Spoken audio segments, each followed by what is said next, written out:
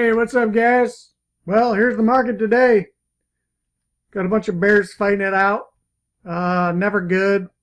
It's been long anticipated. Pretty much every crypto is doing poorly today. I didn't choose one of the winners. One of the big winners, though, was Tether. Some people are just getting out of the market, and I don't blame them. I considered doing it last night. Instead, I streamlined my portfolio, and I'm getting a little bloody still. Let's go ahead and look at the charts and see the pain and misery. Almost nothing green to look at. Moving down the list, most things have taken a 5, 10, 15, a lot of negative 20s out there. Not good. You know, if your picks weren't right, if they were already cruising downwards, it might not be a shame to go ahead and jump out. You might lose a week or two of good trades. If I jumped out today, I would lose last week's winnings. Wouldn't be the worst thing. I still might do it. We'll see how it goes. One issue with the bear market today is it's caused purely by sell-off power, likely by not just whales, but the new billionaires or millionaires that have jumped in the market, just plopping off giant chunks, and their bots just working like crazy, picking up all the slack on the wrong direction. They're staging their own moves in bear markets. That's what the billionaires and the bots do best. It's what individual traders can't exactly make stealthy moves within. Some of the biggest losers we've got today: Pivx, almost negative 20. 10x, almost negative 20. Computer's freezing up there. We've got too many things open today. Let's see. PureCoin up 30%. I was not in PureCoin. QuantStamp even down 20. Even though today it's got added to the KuCoin exchange, which might not be the biggest news, but it's positive news. It's down 20% regardless. This means that it's going to take enormous news to get any one of these to behave the way we really want it to behave. I'm going to jump over here to my graphic I just posted today.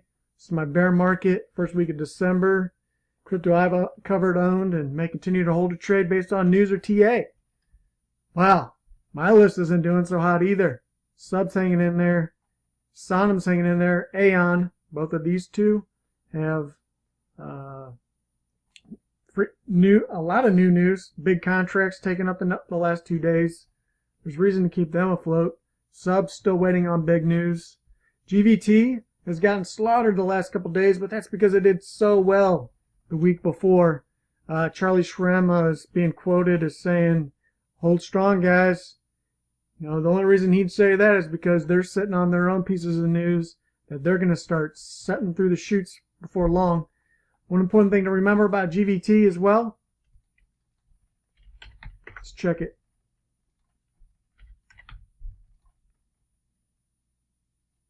GVT has a very small market cap still.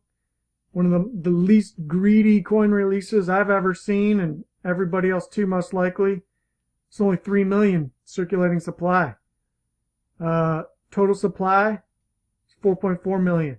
There's literally only 700,000 tokens that they kept for themselves. It's a tiny amount. You know, when you look at Bitcoin, there's what, 19 million Bitcoin? Price just keeps going up and up and up. Well, as long as GVT creates this product and meets nice little deadlines along the way, we're going to see prices unimaginable. You know, we've got crypto releasing through their ICO with 1 billion coins and whatnot, and some of those do just great. Well, these guys only gave themselves 4.4 million total supply. So even though GVT is getting destroyed today at negative 25%, including a couple of flash crashes that happened yesterday actually, they were immediately snapped back up. They're not even registering on CoinMarketCap. Well, we're meeting new lows today. What's that volume look like? It's usually pretty low, small amounts of volume that are doing the pushing downward at this point, creating new bottoms. We're getting towards 460. It could go as low as 4. But even if it gets as low as 4, You know, $4 is only a doubling over the ICO price for a most successfully perceived crypto over the last few weeks. Aside from, let's look at Raiden, which did good, not quite as good as GVT.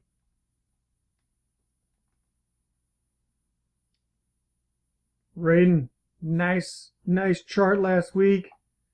Getting dominated, just like all the others. Huge drop today. The volume, 170 million, has done the drop today. But look at all the buying that's occurred. There's a lot of ownership taking place here. You know, you look at the sellers here. These were the first couple of whales that dropped it.